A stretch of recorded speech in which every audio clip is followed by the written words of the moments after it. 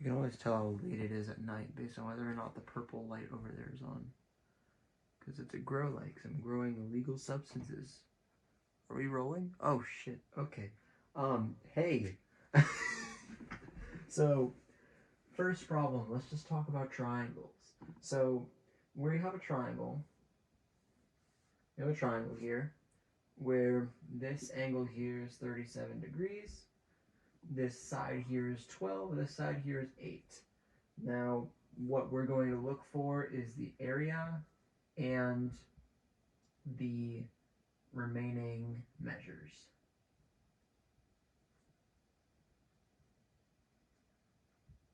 Okay, so first of all, what we're given here is we're given an angle side-side. So we kind of have to think to ourselves, how many triangles can there be? Well, we can use the height to determine that.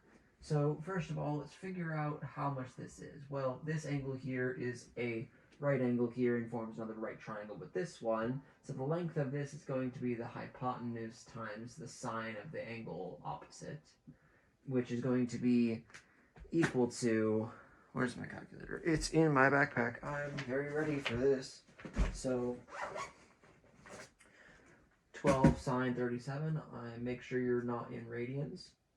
So 12 sine 37 is equal to 7.2. So that's your height. So basically, we have three different cases when we have an angle side-side. Our three different cases are there's no triangle, there's one triangle, or there's two triangles. Well, no triangle would basically mean that the height is greater than this measure, greater than or equal to the opposite, because then that means that the shortest way from the top to the bottom here is going to be a straight line that's going to be perpendicular to the bottom. Well, if your side here is equal to or less than that, then that means all it will go to is either this line or shorter. It'll only come out to about that, which means we don't even have a triangle to begin with. So that would be no triangles, although that's not the case with this one. The height is smaller, meaning this does reach over and hit the bottom before crossing that line. So now you got to think, are there one or two triangles? Well, let's think about this for a second. If we have this triangle, and we drew it semi to scale, where we have a 12 that's longer and an 8 that's shorter, like this. What would determine whether or not we have two triangles is if this angle here, if we thought about this on a pivot right here, if this were able to swing over and hit this side here, is that possible? Well, yes, it is possible, because this is 8 here, this is 8 here, this is 12 here. Because this angle is shorter, it is possible. So we're going to have two triangles, which means that this is going to be a lot more work to do. So if we were to reverse these really quickly, where we had a 12, an 8, and then a 12, this pivot would go all the way around to, except better drawn, it would go all the way around to here, which means that this pivot would go all the way around to here. This would leave you with a 12 here. And that would mean that this is no longer an angle inside of the triangle. So we would only have one triangle. All right. So we have two triangles. So that's annoying. Let's label everything A, B, and C really quick. Let's say that this is angle A. This is side A. This is angle... What did I write? Because I want to make sure that everything lines up. So angle C here, side C, angle B, side B.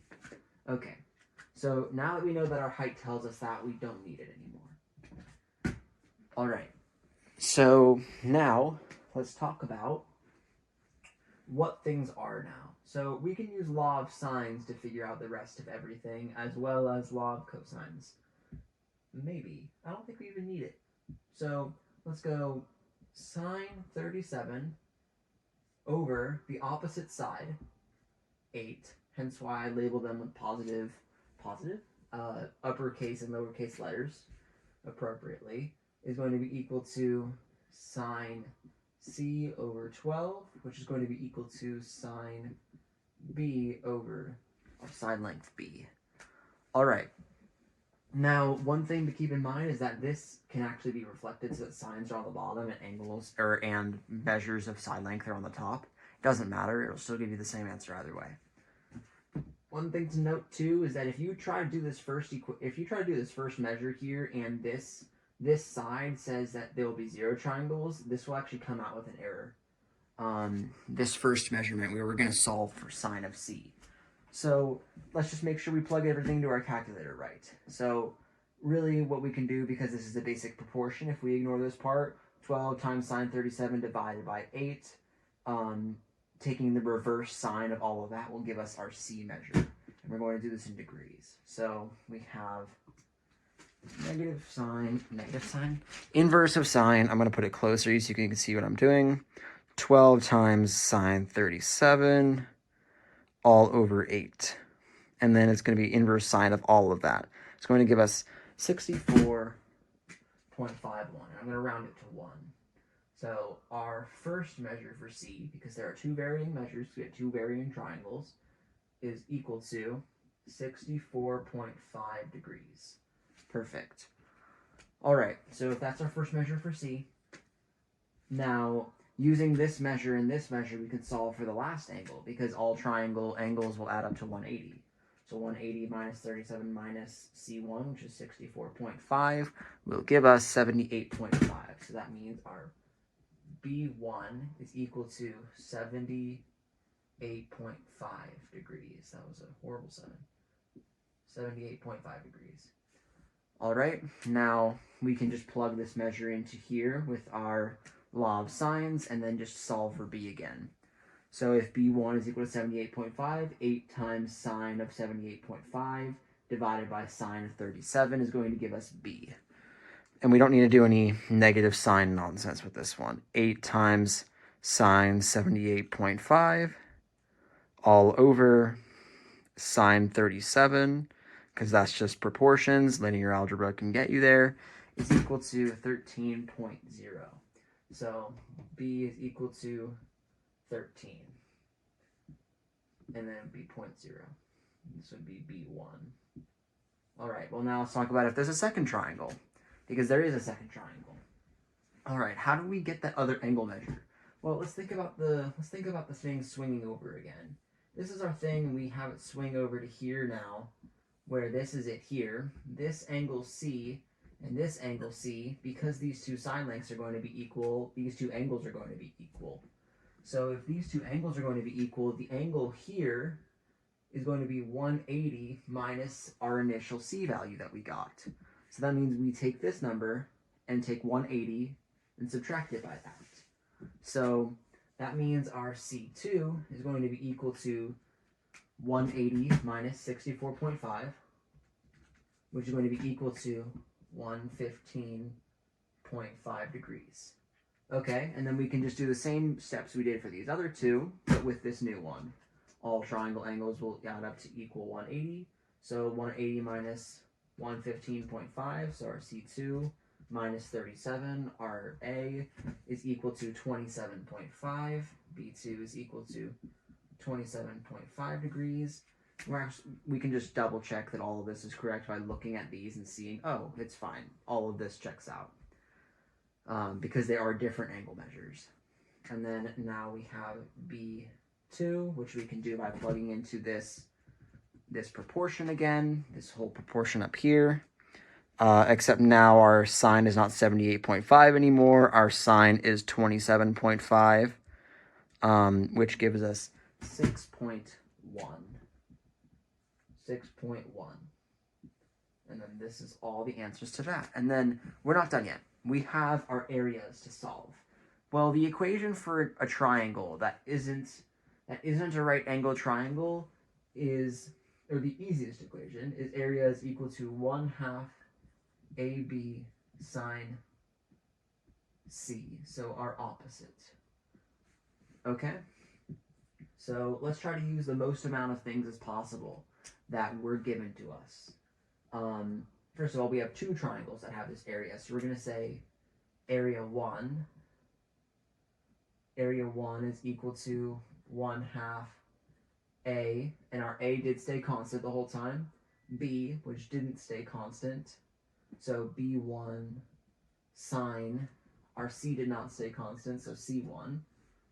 And then our a2 is equal to 1/2 a b2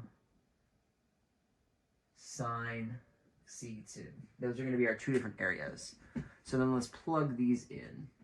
1/2 a, which is 8, times b1, which is 13, times sine of c, which is 64.5 for the first triangle, is equal to 46.9. So area 1 is equal to 46.9. And then I'm going to go unit squared, because I didn't give a unit for this problem. And then area 2, let's just do the same exact thing, except we're plugging in into different measures now. Our b2 is 6.1, 6.1. And then now we have our sine of our c2, which is 115.5, gives us 22. 22.0 units squared. Oh, let's not cut that squared off. All right, there we go. So that's the area and remaining measures. We're already 11 minutes in, and we have a total of 12 problems to do. That was problem 1. Well, I will say this is one of the more expansive problems. So, there we go. That's law of sines covered with the ambiguous cases. All right. So I'm going to erase this now and write down the next problem. Our next problem is a vector problem, and we have a plane problem where our initial heading is 220 degrees of the nautical 0 degrees at, I don't know if nautical is the term, 200 miles per hour. I don't know if nautical is the term or there's like an aerial term for that or something like that, but I'm just going to pretend that I'm right. Okay, so really quickly, 220 degrees, nautical degrees work differently than how the unit circle works. The unit circle works here where this is 0 and it goes around this way, counterclockwise, but nautical degrees works differently, where 0 degrees is where you're headed, so straight ahead of you, and then it works around clockwise. Don't ask me why. I don't know. That's probably just for easy sake that I call it nautical because that's also how it is on boats. But we'll see. So heading 220 degrees with the nautical way would leave it in what our traditional third quadrant is. So I'm going to draw that one extra big so that we can do way more math in this section here. So this here would then lead us to 180, and then we're left with another 40 degrees. So I'm going to point this way and say that this here is 40 degrees. And then this is at 200 miles per hour. Okay, and then this could be an arrow, but I'm going to have it not be an arrow. I'm going to have it be a point because that'll make our drawing a little bit easier. Now there's a second part to this problem. We have a wind component that comes from, which is a very important word, 120 degrees at 50 miles per hour. Okay, so the fact that we used from here is very important because then that means that when something comes from that direction, you wouldn't say it's going towards that direction anymore. It's going the opposite direction of that. Like if you're saying somebody's coming from LA, they're not going to LA anymore. They're going to wherever they're going.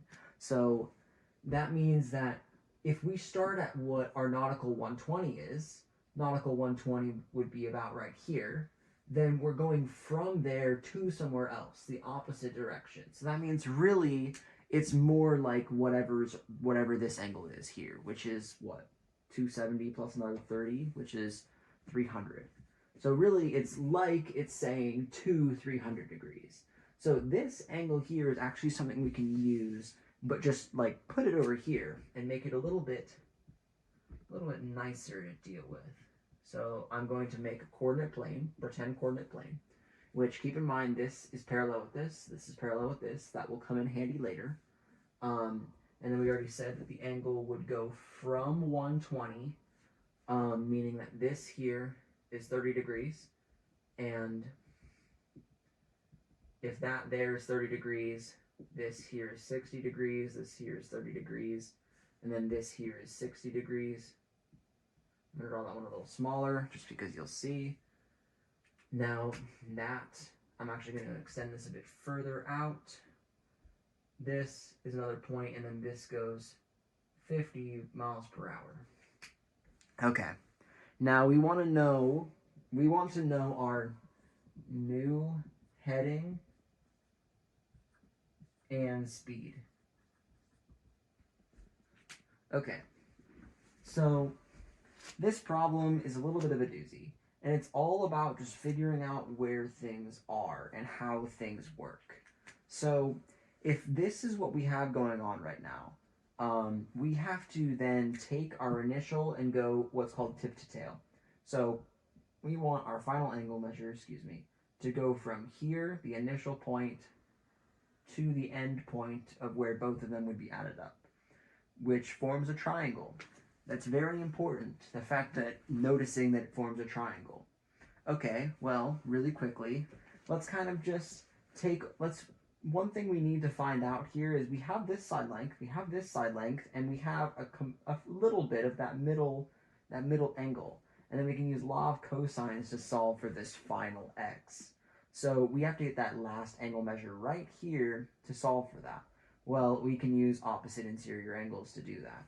So if this thing here is 40, this here is also 40 degrees. Oh, wait, wrong one. If this one's 40, we can use opposite interior angles and say that this one here is 40 degrees as well. So we have a 60 degrees here, we have a 40 degrees here. Now, if we have 60, 40 there, this whole thing here is 100 degrees. Checking to make sure my math is right. Yes, it is. Okay. 60, 40. Cool. So now what we need to do is plug this into law of cosines, which states that x squared is equal to, or at least the opposite side length is equal to, the other two side lengths squared minus 2 times the other two side lengths times the cosine of the angle between the two opposite side lengths. Okay, so now we plug this all into our calculator.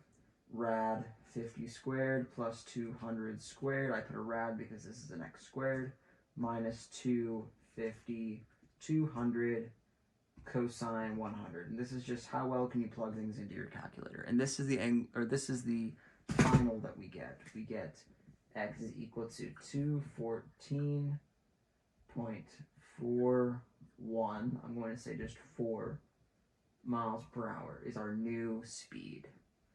So this is our new speed. And we also have to find what angle that's going at now. Well, we know, what we need to know is the change in angle that goes on right here. We know that this side here is 214. We know that this angle here is 100. We know this side length here, but we need this angle, which is the opposite side length of that. That sounds like a law of sines problem. So sine 100 degrees is equal to 214.4, or over 214.4 is equal to the sine of this theta, which I'm going to label theta p.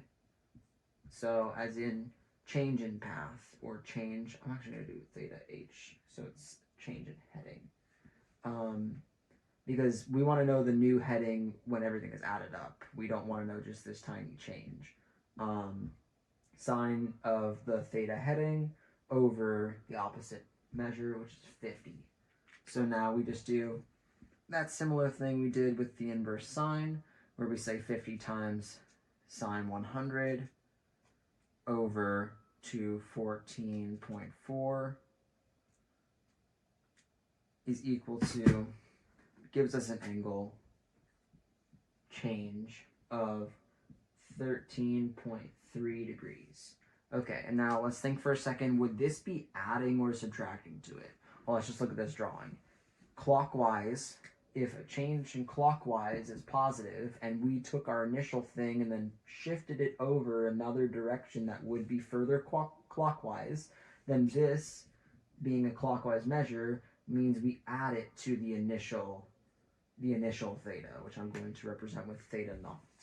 So now what we have is theta naught plus theta h gives final theta.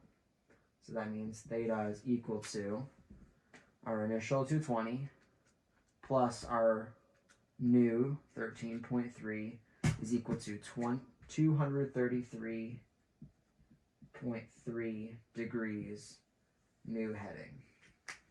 There we go. Phew. That's number 2. How far are we in? 20 minutes? That's fine. We're going to do one more problem, unless it's a very long problem. It's a very long problem, so pausing video and then coming back, because otherwise storage is funky. Okay, we are back. Now, let's do our next problem. 3 says point A is equal to 3, 2, and point B is equal to -1, 4. Now this one wants to find us a lot of stuff. We want to find vector AB magnitude. We want to find vector AB x component, vector AB y component, a minus 2b. So this one would actually be not lowercase a minus 2b. We also want to know it in the ij form. We also need to know the theta between. So this is just the all-encompassing vectors problem right here. All right. Now, I'll tell you one thing. Whatever we're going to do right here is a lot of what we could have done on the plane problem, but we need to know how to do it geometrically before we can think about doing it algebraically. And this is the algebraic part. So if you want to, you can go back and try the plane problem knowing stuff that we did here. All right. So now let's get first our magnitude. Magnitude here of the AB. So actually, you know what? Let's not do magnitude first, because doing magnitude first, we would have to solve for these first. So let's just do these first. Okay, well, let's figure out how much change is there in x over the vector a to b. Well, there is -4 change in the x. This one, 2 to 4, there is a +2 in the y. So that means our actual vector for the change is going to be something like this. So now we want to find the magnitude between this one. So if we're finding the magnitude between this, actually, you know what? Yeah. So if this is -4 on the x, then this is going to be equal to our AB vector x component. If this is -2 on the y, then it's equal to AB on the y component. And then just a reminder on how I got there, because going from 2 to 4 for the y gives us 2, because we have to add it by 2. Going from 3 to -1 has to be a subtraction of 4 for our x.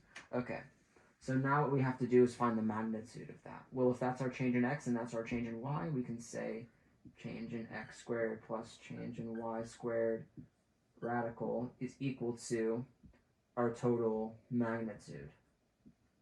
Because magnitude is literally just, you have a triangle where this is a right angle, this is a change in x, this is a change in y, and then this is your magnitude. So if that's your magnitude, it's literally just Pythagorean theorem. So change in x squared, which is this thing here, that would be -4 squared plus 2 squared, all in a radical, is equal to the magnitude of AB vector. Now we have 16 plus 4, which is 20, rad 20, that would be 2 rad 5 is equal to AB vector. Okay, so that means vector AB magnitude is equal to 2 rad 5. There we go.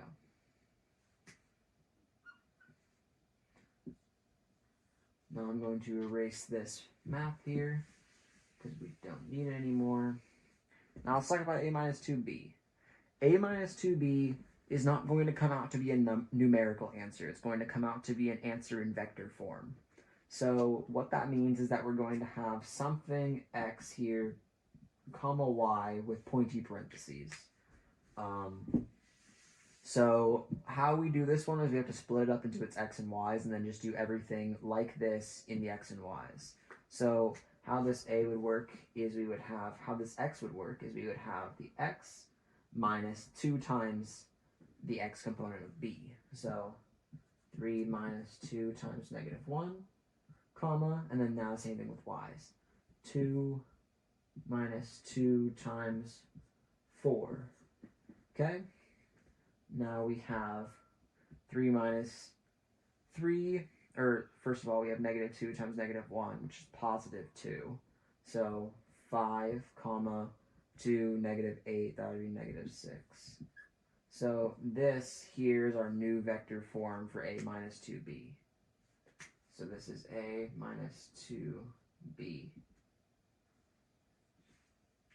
Okay, no buggies on there. Now we know what an ij form. Really quickly, I'm going to go like this and move it over so I have space to do more work.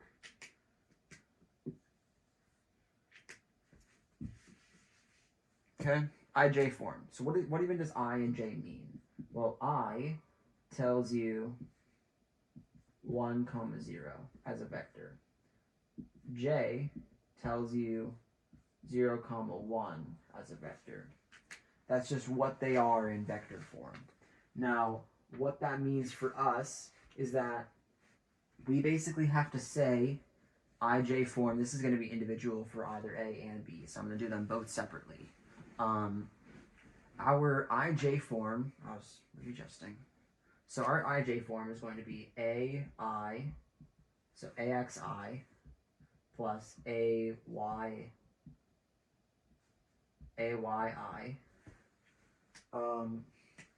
plus axj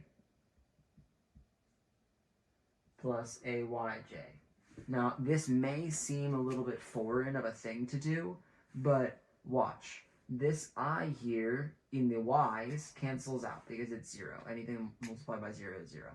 Now, this j here in the x cancels out because anything multiplied by 0 is 0. Now, basically what this is we're doing the magnitude of our x plus the magnitude of our y times I and j. And that's literally all ij form is. It looks very similar to dot products because it is dot products. It literally just is dot products. What's the dot product of this thing? That's just what we're doing right here. Except now we're putting it into a vector form. It's just a way to write vectors numerically in terms of I and j, which we know universally are this. So axi, which would be 3i, ayj plus 2j. Correct? Yes. So this is our ij form of a, 3i plus 2j. And now, let's do the same exact thing, but for b. B, we only really care about the x for i's because the y's cancel out, plus b, y, j. We only care about the y's for j because the x's would cancel out on j. Okay, so bx is equal to negative 1, so we have negative I plus by, which is 4 times j plus 4j. So b is equal to negative I plus 4j. There we go. So that is our I and j form. The simplest way to think about that is it's a numerical way to write a vector. Now the theta between. So this one involves an equation that you would just have to memorize. the equation being cosine theta, as in theta being the angle between, is equal to the dot product of the 2 points you're working with times the magnitude of the first point, or divided by the magnitude times the magnitude of both points. Now, this seems a little complicated. We're going to talk about everything right here. So, cosine theta is equal to, dot product is equal to ax bx plus ay by. That's dot product. So if you notice, that's very similar to what we just did with ij form. Except ij, instead it was axi ayj instead of ax and bx plus ay and by. Okay, so now our a times b, we have this one, so ax times bx, which would be -3 plus our ay and by, which would be 8. Just checking to make sure that that work checks out. Yes, it does. And then now our magnitudes. So our magnitudes are just going to be this, but with Pythagorean theorem. We have an x and y. It's literally just an angle. Remember that any point graphed on a line is a triangle. Any point graphed on a coordinate plane is just a triangle between x's and y's. So this angle here, our hypotenuse, is our magnitude. So that means that this magnitude would be rad 3 squared plus 2 squared multiplied by 1 squared, which is 1, -1 squared, which is 1, plus 4 squared. I just don't want to have to write out the whole thing. Okay? And then now we take the inverse cosine of this entire thing. So then we go inverse cosine of the entire angle measure being -3 plus 8, which is 5, over rad 9 plus 4 times rad 1 plus 16, so rad 17, is equal to 70.3 degrees. So that means, and we can verify that really quick by trying to accurately graph those 2 points. So A, if we just tried to graph these 2 points here, A is going to be 3, 2, B is going to be -1, 4, and then, or -1, 4 other way. So that means that this angle here has to be equal to 70 degrees. And that looks about right, because that's here a bit less than what 90 degrees would be. Yeah, that seems about right. So we know that this angle seems about right. Now, that's vector form. That was another doozy of a problem. How are we doing? 11? That's actually pretty good time for a problem that discusses this much stuff. Okay, still got another, how many left to go? Oh my god, another 8 to go? Nope, 9 to go. We're good. Okay. Although now it's going to start getting a little smaller. Okay, so 4, we need to eliminate parameters of 2 different problems. So, eliminate the parameters of this. So as you can tell, we're getting into parametrics now. Eliminate the parameters of this, which is t over 4. That looks like an I, so I'm going to disconnect it. T over 4 still looks like an I. T over 4. And then yt, which is equal to t squared plus 2t plus 3. Okay. And then we also have a second one, which is going to be xt and yt. And then this one's going to involve trigonometric stuff. We have 4 cosine theta, and we have a 2 sine theta. Okay. So first let's talk about this one. This one will be much more straightforward than this one. So all we have to do here is we have to imagine that these functions of x and functions of y are literally just x's and y's. So if we wanted to isolate to find t, eliminate the parameter is what isolating to find t and then plugging it back in to get a y equals something to something x. That's what eliminating the parameter is. So basically we have x is equal to t over 4 on the top one. I will tell you you're going to want to try to isolate the t on the more simpler of the two. This one being x. And also you may prefer to want to do it on the x, because if you do it on the x, that simplifies it all down, so that way you just plug it into this one here, and then you're left with a y equals mx already, or a y equals m. A y equals x. Let's say that word x. Alright, so if this is t, let's solve for t. T is equal to 4x. Let's plug this t back into our y. Y is equal to 4x squared plus 2 4x plus 3. Y is equal to 16x squared plus 8x plus 3. This is our equation for eliminating the parameter of this. Now let's talk about this one. This one is not as straightforward.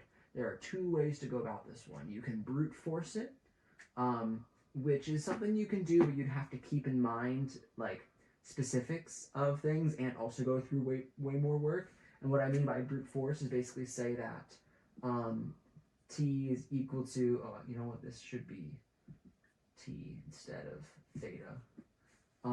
T is equal to x over 4, oh wait, the inverse cosine of x over 4, and then you would plug that back into this one and then solve for a triangle that says that this is x over 4, and then this here is 16 minus x squared, as in that being the triangle for your your reverse cosine. Actually, no, I did this one wrong. This has to be here, and this has to be here. So 16 minus x squared, and then you plug this in for sine, you say that over that, and then you have to then simplify it all down, so you're left with no radicals or fractions, and you're left with something like y squared, ay squared plus bx squared is equal to some radius measure. And you can simplify it down to that, because that's how you'd simplify these problems, but I'm not going to do it that way, because that's the way that sometimes gets you into problems, because the second you bring it to radicals, you have to do plus and minus, and that's annoying as heck, because then you have to deal with two problems. So what we're going to do instead is use our trigonometric functions to solve for this instead. We know that sine t squared, or sine squared t, plus cosine squared t has to be equal to 1. If we know that that's the case, let's solve for sine and cosine t. Sine t is equal to y over 2, cosine t is equal to x over 4. Okay, sine t, let's just plug it in. Squared would then be y over 2 squared plus x over 4 squared. See how this is already a lot more like our ay squared plus bx squared equals r. It's already way more like it. Is going to be equal to 1. We're left with y squared over 4 plus x squared over 16 is equal to 1. We can't have any fractions in these. Let's multiply by the largest denominator, 16. So on everything. So 16 times y squared over 4 is going to leave us with a 4y squared plus 16 times 16 would be 1. X squared is equal to 16. This would be our final equation.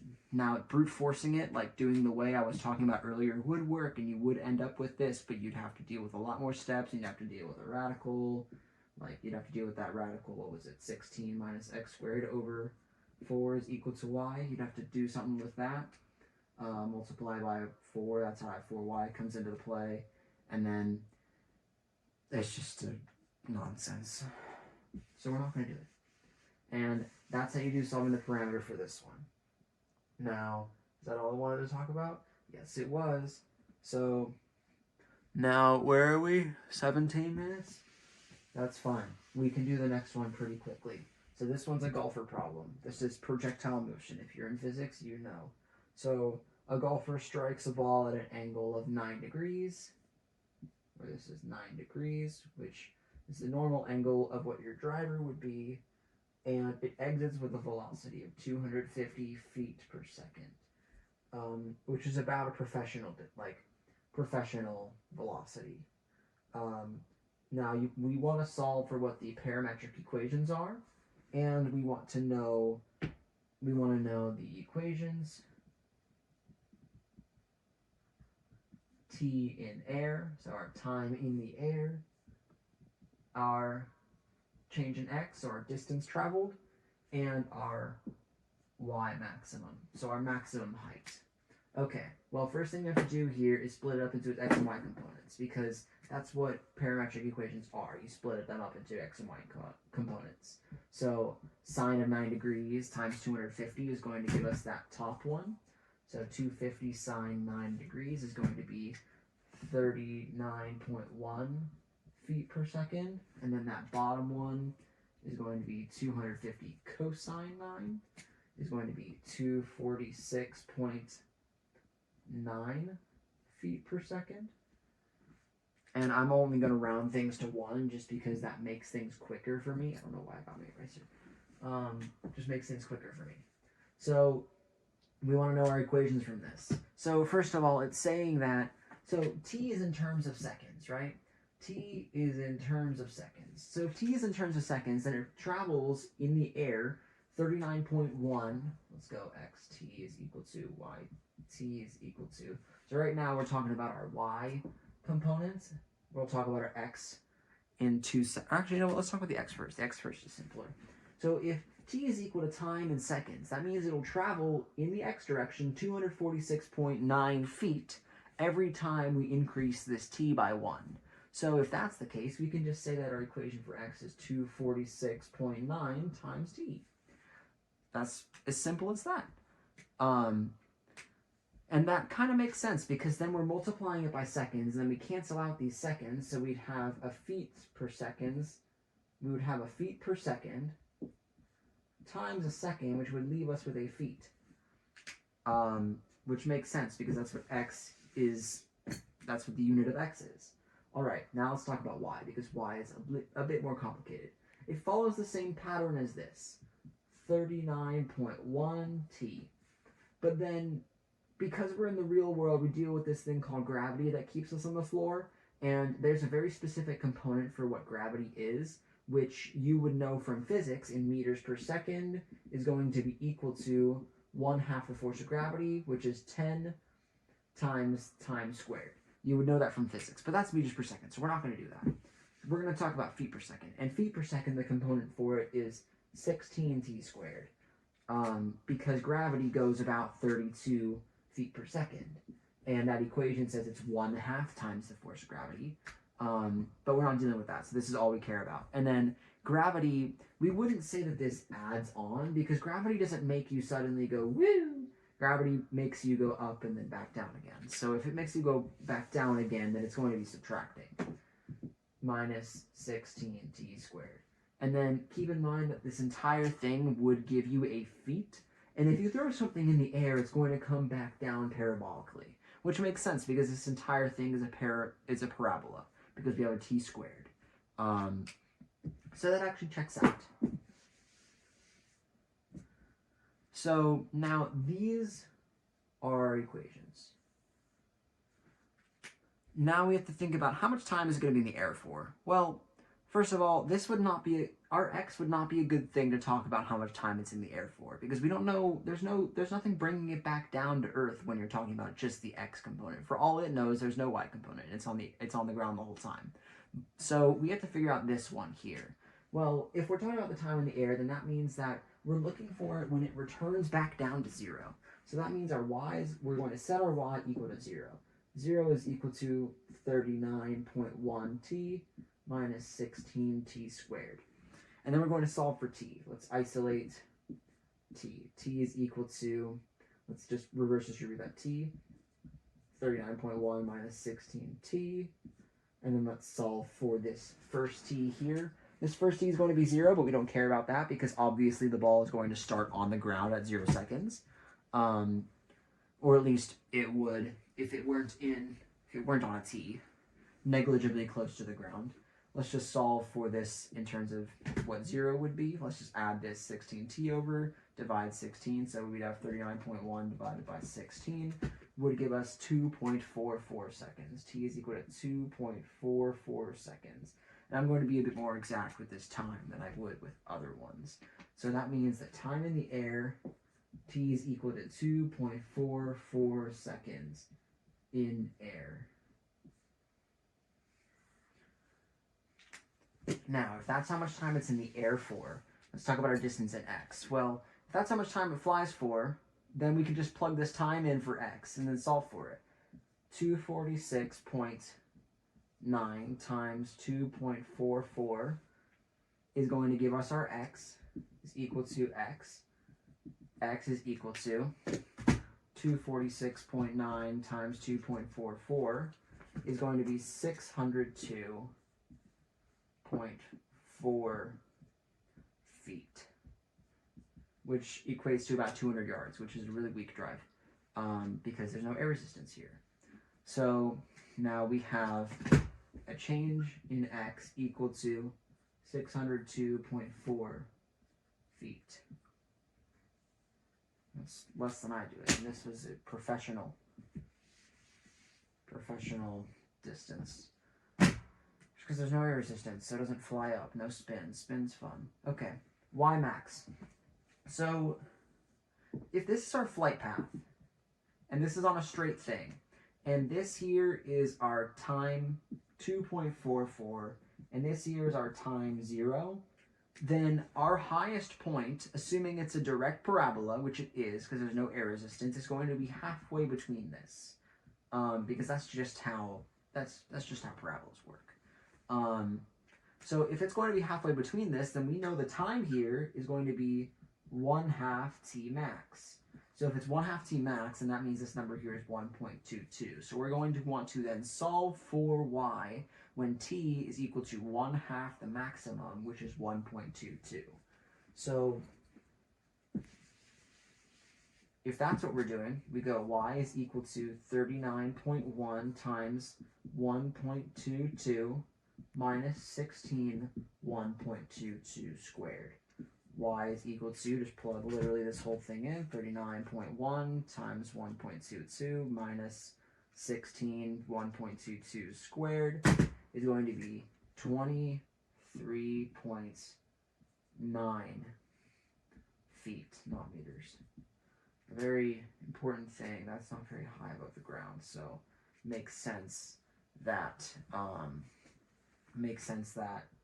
wind would do so much. Wind and spin and air resistance would do so much for a golf shot and make it go an extra 100 yards for a professional. But yeah, so this is the solved one for the golf problem. And now 26, we're getting into dangerous territory with our storage. Okay, let's move on. Next problem. All right, we are back. So next problem, we have, let's graph the parametric equation and the polar equation. This parametric equation is xt, or set of parametric equations, equal to negative t plus 1. This next to yt is equal to 3t. And we want to know this over t in the range of, what did I write? -2, 1. We want to know it in the range -2, 1. So we don't need to go anything past that. And then another thing we're going to do is we're going to graph the polar coordinates, which I can write down a little later. So let's graph this. Well, first of all, let's make a table that talks about everything. So we're going to have t, we're going to have x, and we're going to have y. And then obviously our x and y is going to give us a very nice coordinate pair. Well, first of all, we only want to go from 2 to 1. So if you make your typical table where it goes -2 to 2, that would be wrong because we don't care about 2. We only care about -2 to 1. -2, -1, 0, 1. We don't need to go any further than that. Okay, let's plug it in for x. -2, that would be 2 plus 1 is 3. -1, which would be 1 plus 1 is 2. 0 plus 1, 1. 1, -1 plus 1 is 0. Okay, y, 3 times -2 is -6. -3, 0, 3. All right, and then now we can graph this. So let's graph 1, 2, 3, 4, 5, 6. 1, 2, 3, 4, 5, 6. 1, 2, 3, 4, 5, 6. I don't care to make my graphs even because it doesn't really matter. I can just graph it on my calculator if I wanted to. All right. All I care about is that it's somewhat accurate. Okay. So now our x3, -6, our first point. 3, -6. Next point is 2, -3, which would be right about here. Next point is 1, 0. Next point is 0, 3. Now, our teacher has made it very clear that if you put arrows on the end of this, you will get points docked. Do not put arrows on the end of this because we only care about this. We don't care that it goes past because, sure, if we put -3 and +2 on here, it will continue to do this straight line. But we don't care about that. We only care about this. So don't put arrows. Just don't. You will get points marked down for it. And I would hate to say, like, you did everything right, but then your teacher marks you down half a point, and then your grade drops because you put stupid arrows on a graph you shouldn't have put arrows on. Just don't do it. Okay? Now let's talk about the polar graph. The polar graph, we want to graph these 4 points. A, B, C, and D. So A is equal to 2, pi over 3. And then B is equal to 2, 4 pi over 3. C is equal to -3, pi over 3. And then D is equal to -3, negative pi over 3. Okay, so as you can see, this one works around with everything. It works around with negative angles, negative radii, and then all of that. So if you don't know how polar coordinates work, instead of being graphed in x and y, this instead is graphed in radius and then theta. So this would just mean distance around, and I made this lovely thing already, so I don't have to draw that stupid circle. So this theta would be how far around here, and then this r would be how far up or even backwards do you have to track from that angle measure. So let's talk about this. So where does our A fall? And I'm going to draw this one, A, in red. I'm going to then draw D in blue and make this all nice and fancy. C in green, D in orange, since yellow does not show up. So now let's talk about how these things would work. So A would be 2 pi over 3. First of all, let's just care about where it's going to go. Pi over 3 is going to be right here. And then we only go 2, so this is 1 ring, 2 rings. This is our A point. Now our B is going to be the same radius, so it's going to be along this circle here, but it's going to be 4 pi over 3. So this is pi, so we're going extra pi over 3, which is going to put us right about here. So it's going to be the opposite. Notice that it's the opposite. If this, and then I'll show you that after this actually. So C is going to be pi over 3, so it's going to fall along this line, but we have a negative radius now. So what does that mean? It means that we're going to start at 0, and then we're going to look at pi over 3 and then say, no, we're going to go the opposite direction. 1, 2, 3. So it starts at pi over 3, and then just goes backwards 3. So it looks like it's at 4 pi over 3, but it's not. It's actually at pi over 3, but with a negative radius. But notice that we can rewrite B instead as -2, pi over 3 by that same logic. This will fall on the exact same point as this. And then even this will fall on the exact same point as this. 2, or we can say -2, pi over 3, so 7 pi over 3. Because this would be a full rotation and then another pi over 3. That would fall on the same exact point. So really, there are infinitely many points that will represent a problem. But for the most part, what they're going to want to see in restrictions for what type of point they want to see, they're going to want simply a a theta that is between 0 and 2 pi, not including 2 pi and including 0. They're going to want that. The radius, it'll tell you if it wants it positive or negative.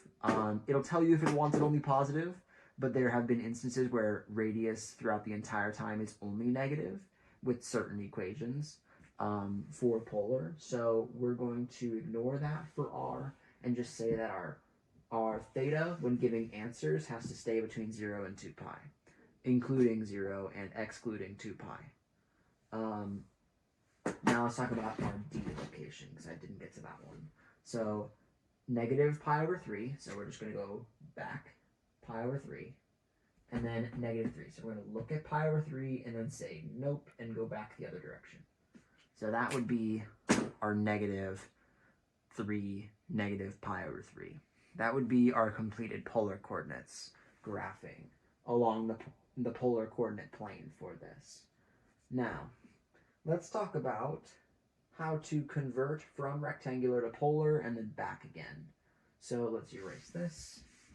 I'm going to keep this over here in case I find out that I messed something up, and then I don't have to rewrite the entire thing. Now, convert to rectangular. We have to convert this to rectangular. R squared is equal to sine 2 theta. Oh no, 2 theta. No. So, really quickly, let's just get everything out of the way. We have rectangular form now. So, we know that r squared sine 2 pi, let's just simplify this all down, so we're dealing with only single, not pi, single thetas, is equal to 2 sine theta cosine theta. That's just memorizing our double angle. Now, there are many ways we can go about this. If we look at a triangle and we say, because there is a relation between the two, where this is theta, this is r, this is a y, and this is an x. That's the relation between the two. So obviously there's going to be some sine cosine relations where x is equal to r times cosine theta, y is equal to r times sine theta, tangent theta is equal to y over x. That's just all pretty obvious stuff. Also, r squared is equal to x squared plus y squared, and then subsequently r is equal to rad x squared plus y squared.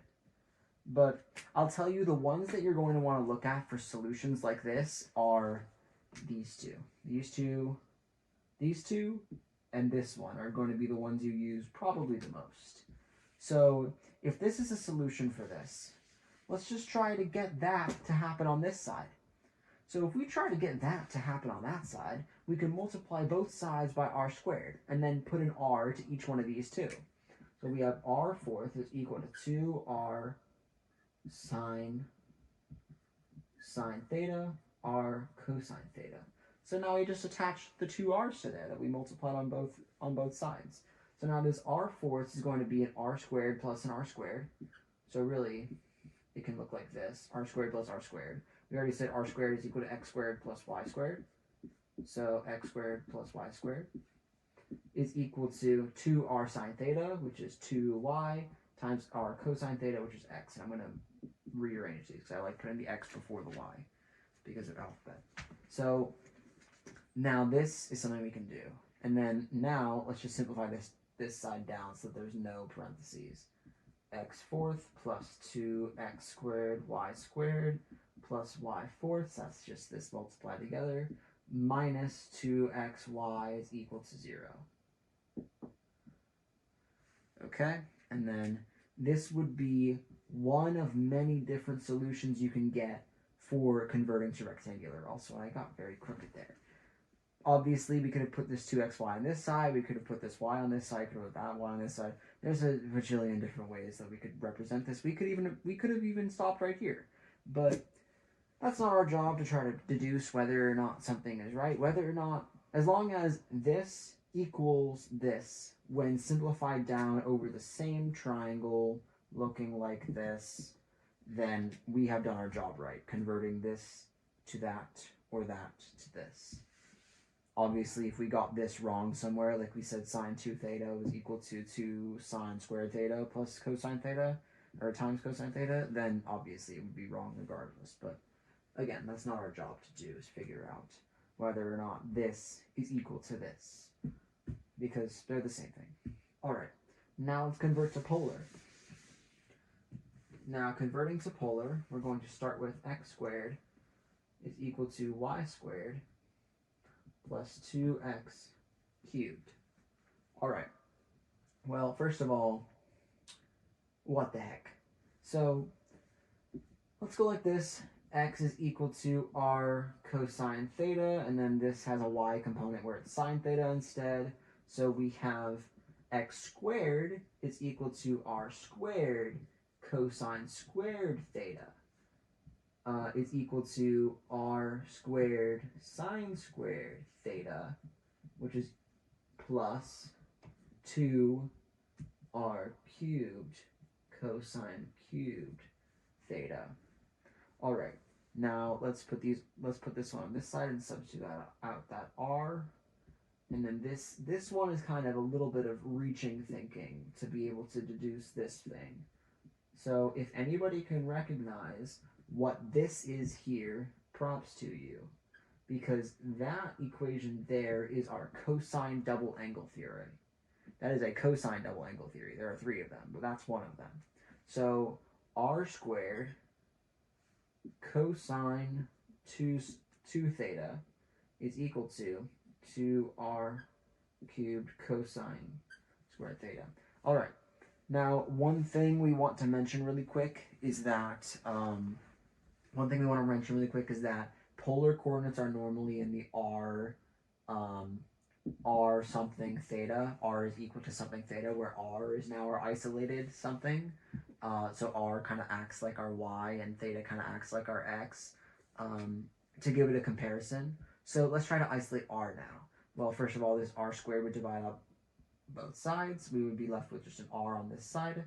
And then now let's divide everything out so that r is alone. We get cosine 2 theta over 2 cosine cubed theta is equal to r. This would be our solution. Yes, that cosine cubed theta can also be secant. It can also be secant cubed theta. There are a bajillion different ways to represent this problem. Again, the same thing we had in last time. There's infinitely many ways to represent what this equals, but as long as we get down to where we only have thetas and r's, we're fine. Just like how in the rectangular one, as long as we're down to just x and y's, we are fine. Although I will say, if we're left with stuff like this or stuff like this, we want to simplify it down to get r isolated. And I'll tell you, there should be a way to get it down to where there's 1, or this can be to some power, but still alone, so that r is isolated. Whether r is cubed or something like that, r should be isolated. And I purposely made this problem so that we would have r isolated. Like, obviously there are different ways I can write rectangular problems, and some of them won't be able to isolate r, or would leave you with r's on this side, or would do something some way or another to screw up the r. So I purposely fabricated this problem to be able to give us an r, despite having a complicated solution. All right, now let's graph polar coordinates on a rectangular plane. All right, and we've got 2 of them now. So let's say we have this here, this here. So we now have y, not y, we have r is equal to 1 minus 4 sine theta, and we have r is equal to 2 cosine 2 theta. So these are our 2 equations. Now, there is ways to remember how this one works.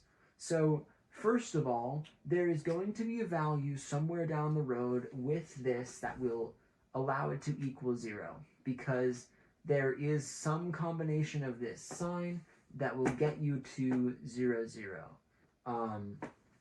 That's just fundamentally how this would work. Because there is some value where sine is equal to 1/4 and would leave you with an r of something. So we would have that. The only instance where it wouldn't be 1/4, or the only instance where this wouldn't work if there wasn't something like that. Like if this maybe was a 1/2 or something like that, then this would not work out. But I have an acronym to remember how this works. Lesser inner line, lesser outer loop. So if our lesser number is on the outer, we're going to have something that looks like this. If our lesser one is on the inner, we're going to have something that creates a continuous line, or a peach, or an apple. And if they're the same, they're going to do this peach where this here is the origin, because the peach originally wouldn't be on the origin. It could be something like this. But yeah. So with this acronym, we can solve for that type of thing. Okay, and then now we can just do deductive reasoning from here.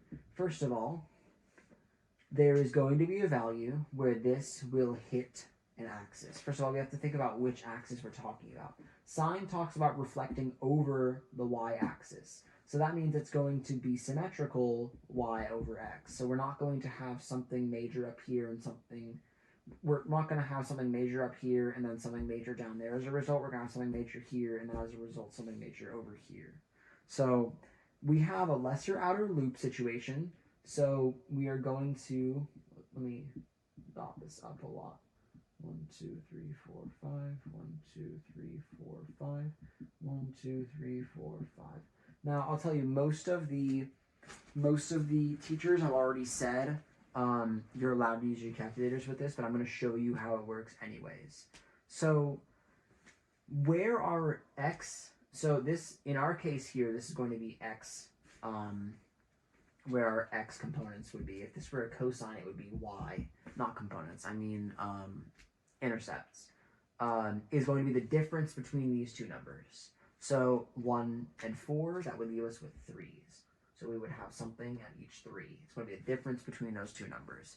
Now, the maximum that this is going to travel in the y direction is going to be these two added up, but because this is a minus sign, it's going to be a negative. So that means this is going to go -5. 1, 2, 3, 4, 5.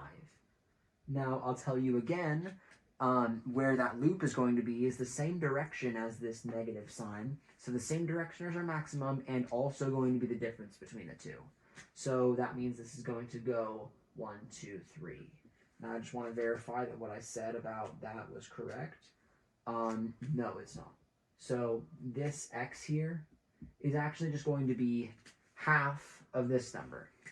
So half of our number that's attached to this is going to be what our intercepts are. So if this were a cosine, it would instead be point here and here, but of course on the axis. And then now how you would graph this is it would look like our loop.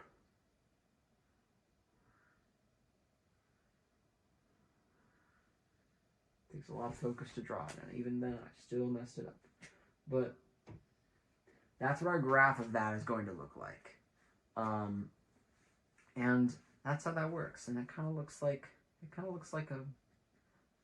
peach, but like you opened up the peach and you can see the pit. So I don't know. Oh, there's peaches. They taste good. Now that's our acronym: lesser inner line, lesser outer loop. To remember if there's going to be a loop or not. Okay? And then now let's talk about our 2 cosine 2 theta now. So our maximum that cosine can get us is a 1. So that means that with no additional whatnots, the maximum we can get with cosine is going to be 1 times 2 is 2. So our maximums of this are going to be 2. So I'm going to make this by 3 so that we can have a little bit of leeway with how we graph. Okay? And now, that was great. Throw Aiden. Thank you, Aiden. So how this works is when you have a something times the theta, you're going to have what's called a flower. and it's called a flower because it looks like a flower when it's graphed. If you have an even number being multiplied, there are going to be twice the amount of petals as the number being multiplied. So this specific one is going to be 4 petals. If you have an odd number, there are only as many petals as it is multiplied by. So if we had instead 2 cosine 3 theta, there would be 3 petals. So this one we're going to have 4 petals because that's twice it, because it's an even number. I actually, I'm sure there is complex math as to proving why that is, but I don't want to get into it, and we don't need to get into it, so we're not going to get into it. So let's think about how cosine works. So when you start at 0, which, mind you, this is 0 degrees here, because technically polar and rectangular are on top of one another, and you can graph them on the same thing. If this is 0 degrees here, where does this number fall at 0 degrees? Well, cosine at 0 degrees is going to give you 1, which means 2. So that means that this is going to be an existing point. And this is going to repeat itself every single time we go around our axis, because we're going to have 4 petals. And 4 petals, they're all spaced symmetrically. They will always be spaced symmetrically, at least for our purposes.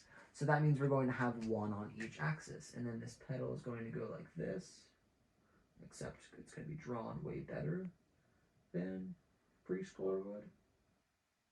So that's going to be 1 set of petals. And another set of petals. So that is going to be what our graph of 2 cosine 2 theta looks like. Now, if this were sine instead, we would instead see, if this were sine, we would instead see this.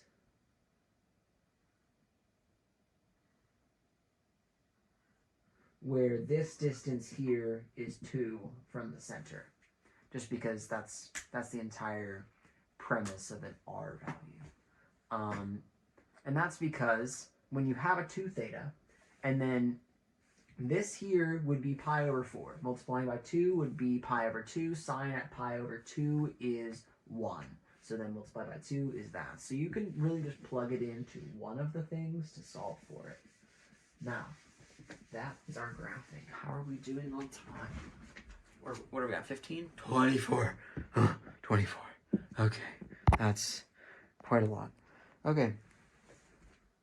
Good thing we only have 4 problems left. Good thing all these problems are somewhat simple, except for cube root, which I may not even do because it's not required on the test, or roots of unity. Okay.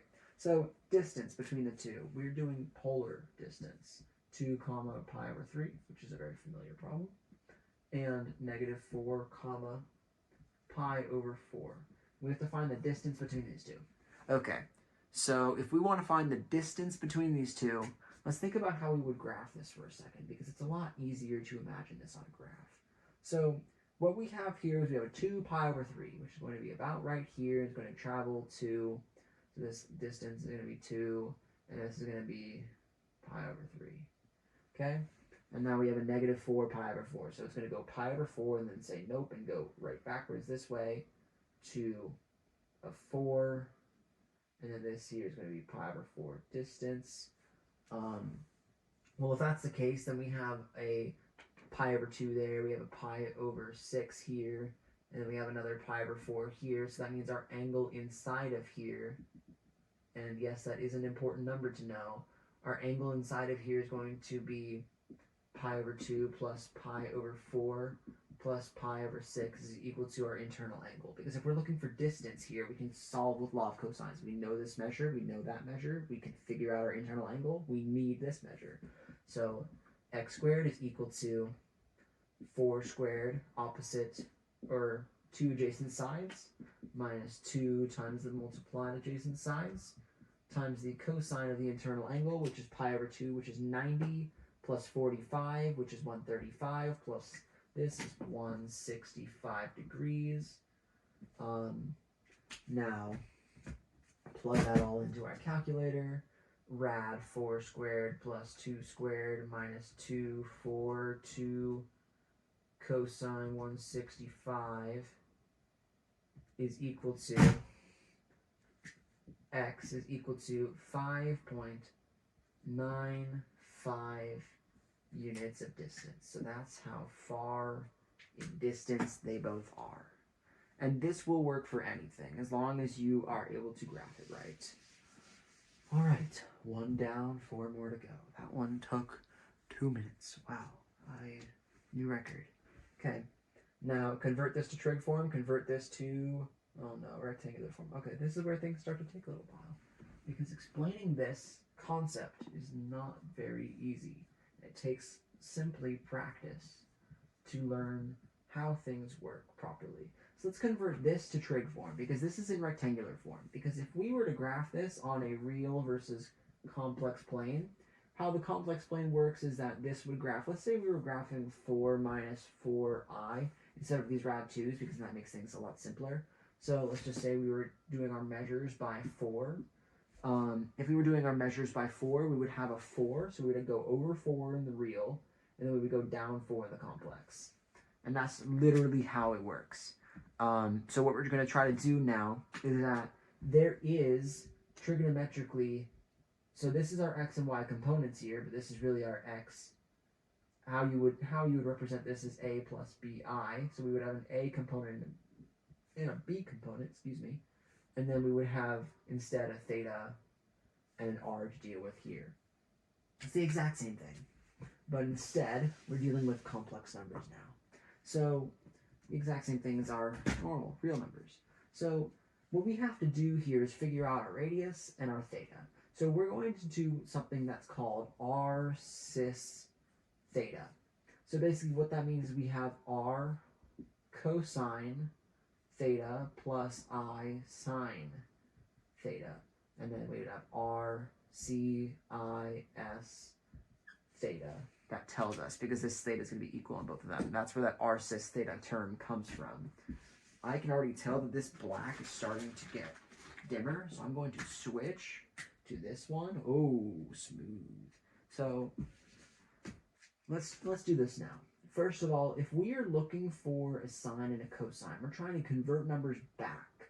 Let's just stick with what we know, because we know the unit circle very well. So let's try to make whatever's on the inside here, let's pull something out of both of these that will allow us to have two numbers that will add up to, or that are angle measures on the unit circle for the same angle. So we know that rad 2 is involved in the unit circle when we have numbers of rad 2 over 2.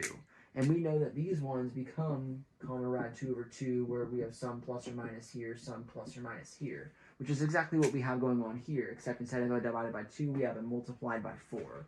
So let's just divide by 8 on both of them. So we're going to pull an 8 out. 4 over 8 would be rad 2 over 2 minus another rad 2 over 2i. So we just stick to our unit circle roots. So now we have to think about what point on our unit circle is rad 2 over 2. Well, first of all, we know rad 2 over 2 only occurs at 45 degrees. And then we know our x has to be positive, so it has to be on this side. And we know our y has to be negative, so it has to be right here. So it's 7 pi over 4, which is indeed what I have. So if we know that how the real complex plane works, wow, this pen is so much better. How the real complex plane works is similar to how x and y works. We know x is going to be the cosine component, y is going to be the cosine, or y is going to be the sine component. We know the complex component is going to be the sine component, and the real component is going to be the cosine components. Hence where that rcisθ theta comes from, how we have cosine I sine for that cis part of it. So we have 8 cosine 7 pi over 4, because that's the angle we figured out, plus I sine 7 pi over 4. Now, just because there's a minus sign here doesn't mean we pull that minus sign down here, because sine 7 pi over 4 is negative rad 2 over 2. So if we pulled a minus sign in here, these signs would cancel out, and then if we went back from here to here, this would be a plus sign, which we can't do. So we leave that there, and this I would come up front, because that's how we like to represent cis of that. So this is it in trig form now. So this is the solution of this in trig form. Now let's go back from trig to rectangular form. It's a lot easier to go from trig to rectangular form. 6 cosine, because it doesn't take any abstract thinking to involve that. The abstract thinking being what unit circle angle can I create out of this? There's none of that going on here. So now we have cosine 4 pi over 3, I sine 4 pi over 3. This is what we do literally every single day when we talk about trigonometry. Just converting this back to a number we can use. 6 cosine 4 pi over 3. 4 pi over 3 is about right here. That means that it's going up. It's going up more than it's going left. So because of that, we know that the cosine measure is going to be -1/2 plus the other one that's going to be talked about here is our y. Our y is going down, so we're at 3 over 2. This is going to be I. If you don't know how that one works, please go review your unit circle. Hello, words. It's late. Now, we just distribute this 6. -3 minus 3 rad 3 I. That's it. There you go. That's your conversion. Wow, we got through 2 problems in 8 minutes. Holy speed time. That felt like eternity. Okay, we're not done yet. We got 2 more to go, and these 2 are very long. So now with 11, we have z is equal to 6 cosine 5 pi over 6 plus I sine 5 pi over 6. And we have w is equal to 3 cosine pi over 3 plus I sine pi over 3. Okay, and then what we're going to want to do is we're going to want to find the product of those 2. And we're also going to want to find z to the 4th power. Okay, so this seems complicated. Now, this is just remembering how the theorems work. I'm standing up right now because my knees hurt. Ow. I need to grab something to cushion my knees. Oh my gosh. This is going to be great. I have a golf match tomorrow. Can't use my knees. Oh, blanket. Oh, okay. So, where were we before I had a crisis? There's my pen. So, ZW, how this works is basically when you have 2 things multiplied, you have the 2 radiuses multiplied, and then cosine of the angle plus the other angle.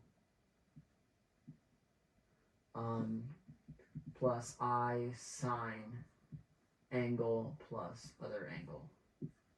That's how your multiplying works. This is just a general equation you can use. There's a way to derive this equation, and we derived it in class, but just for sake of time, there's no way I'm going and deriving it. You can do that if you want to. I'm not going to. So I'm going to use this equation and plug it in for this. We say ZW is equal to 2 radii, so 6 times 3. And then we have cosine of the angles added up. 5 pi over 6 plus pi over 3, which is 2 pi over 6, 7 pi over 6. So cosine 7 pi over 6 plus I sine 7 pi over 6, because this is going to be the same exact thing as that. No way it can't be. And then now, let's simplify this all down. ZW is equal to 18 cosine 7 pi over 6 is, so let's think about this for a second. 7 pi over 6 is going to go left more than it's going to go up or down. So if it goes left more than it goes down, we have negative rad 3 over 2 minus 1/2 I. ZW, that's a great Z. ZW is equal to negative 9 rad 3 minus 9I. And that is our multiplication of those 2. Correct? Is that what I got? Yes, it is. Okay, now let's talk about this one now. So if we have z to the n power, it's going to be equal to r to the n power times cosine 4 of our theta plus I sine, why did I write 4? It's just specifically n. It's just 4 because that's what we're dealing with here. That's why I wrote 4. There we go. So this is our equation for when we put things to the power. So if that's our equation for when we put things to the power, then this 4 is going to be what we sub in for n. So that means z to the 4th power is going to be our radius for z, which is 6 to the 4th power, which is actually quite a large number, times cosine 5 pi over 6 times 4, which would leave us with 20 pi over 6.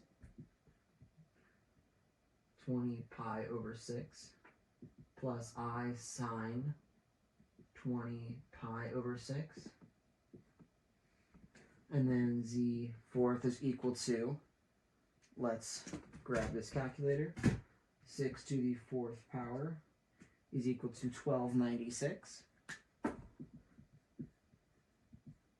Now keep in mind that 20 pi over 6 is more than one rotation around, because 2 pi is one rotation around.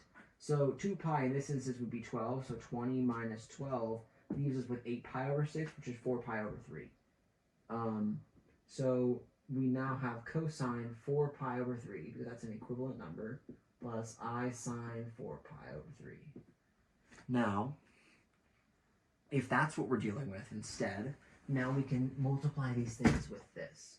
So we have 1296 parenthesis cosine 4 pi over 3. We kind of just did this one, 4 pi over 3. Cosine goes less left, then it goes up, minus rad 3 over 2i.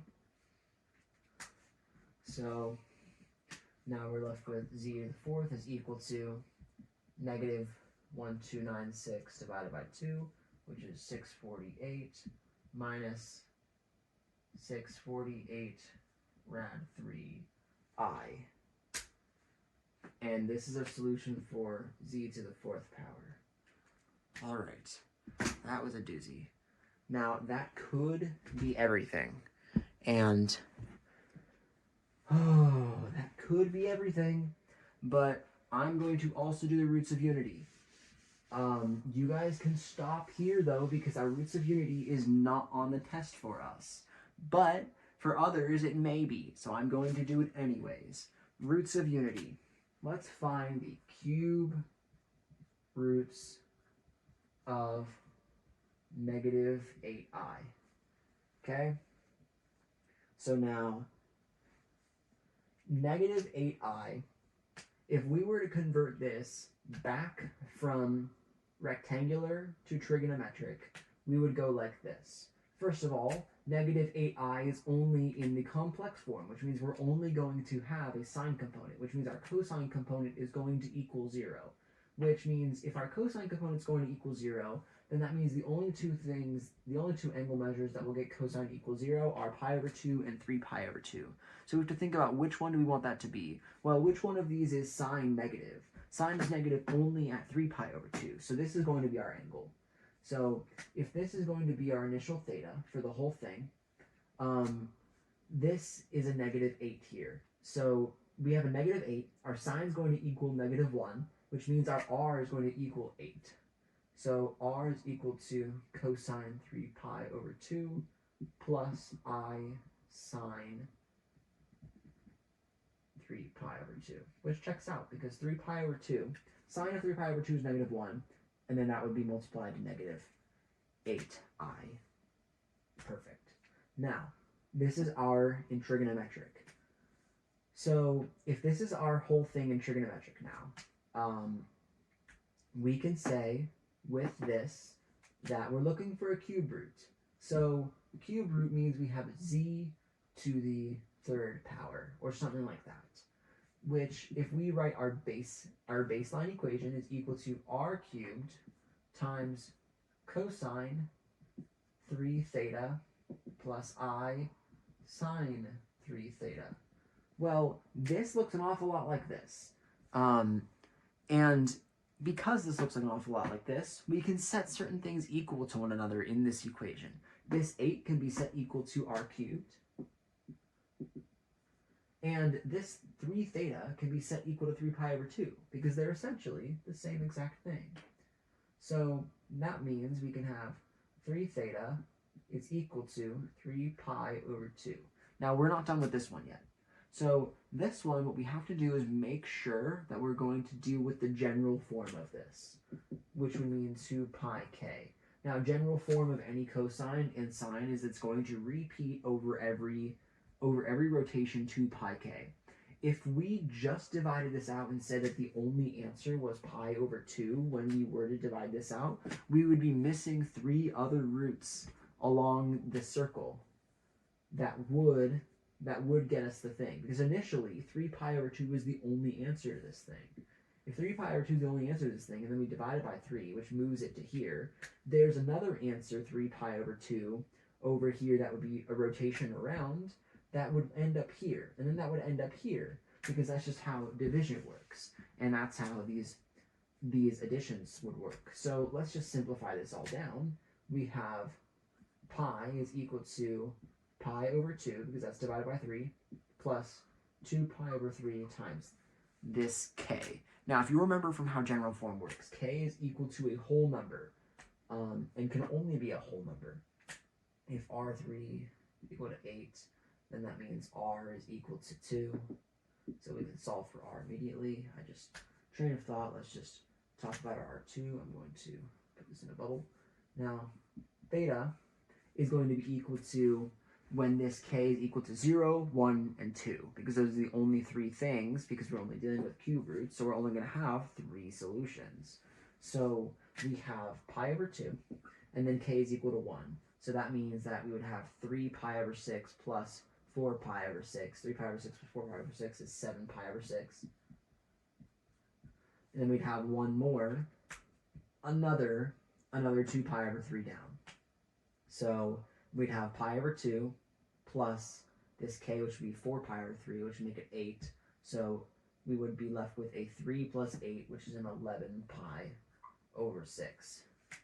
Now, if this is our solution for this whole thing, we have 3 solutions, and we can't go any further than this 11 pi over 6, because then we would dip into our next rotation around the circle, because we can't add another 2 pi over 3 to this without exceeding 2 pi. Which would be one full rotation. So now this is our theta measures. Now, if we were finding roots of unity, we have to then convert all of this data into our rcisθ form, and then go back to our rectangular form. How are we doing on time? 20 minutes, perfect. So if we want to convert this back, we would go like this. R is equal to 2 cosine pi over 2 plus I sine pi over 2 is equal to 1 root of unity, 2 cosine 7 pi over 6 plus I sine 7 pi over 6 is equal to another root of unity, 2 pi cosine 11 pi over 6 plus I sine 11 pi over 6. I keep saying pi when I don't mean to say pi, but bear with me. It's late. Is equal to some number. So now cosine pi over 2 is equal to 0, so this can be negated. I sine pi over 2 is equal to is equal to 1. So that means that this whole thing right here is going to be 2i. So that's going to be one of the solutions. Now, this next one here, cosine 7 pi over 6, we just did that 5 different times. It goes left more than it goes down. So if it goes left more than it goes down, then that means that we're going to be left with a negative root 3, because root 3 over 2 times 2 is negative root 3, minus negative root 3 minus 1/2 times 2, which is 1 times I is just I. And then this 11 pi over 6 is going to be the same thing in the y, but then it's going to be the opposite in the x, because it just looks like this instead. It's going to go right more than it does, so it's going to be pi over 3 minus I. Now, these are our roots of unity. Oh my gosh. Now, let me just say something really quick. There's one more way to do this one when you have a +8 or something like that and you have a +1. You can do this exact same thing, but you will leave yourself with a theta that will be something along the lines of 5 pi over 12 that doesn't fall exactly on the unit circle, and in that case you would have to then use our addition formulas and say 5 pi over 12 is equal to, I don't know, 10 pi over 12 divided by 2, which would be 5 pi over 6 divided by 2, and then you can use that half angle formula to solve for it, or something along that line, something really painful like that. It's another way you could do it. Now, yeah, that's just another way you can do it. Now, another thing too that I forgot to mention is that when you are talking about z divided by w, where two of them are like this, instead of it being multiplied now, you would have your radii divided. So z is going to be r over r times cosine alpha minus beta plus sine alpha minus beta again. So that would be z divided by w. I'm not going to go ahead and do that because I don't need to. All right, that was a lot. Okay. Everything is done. I can post it soon. My dog is scratching at my door. Please stop. Okay, bye.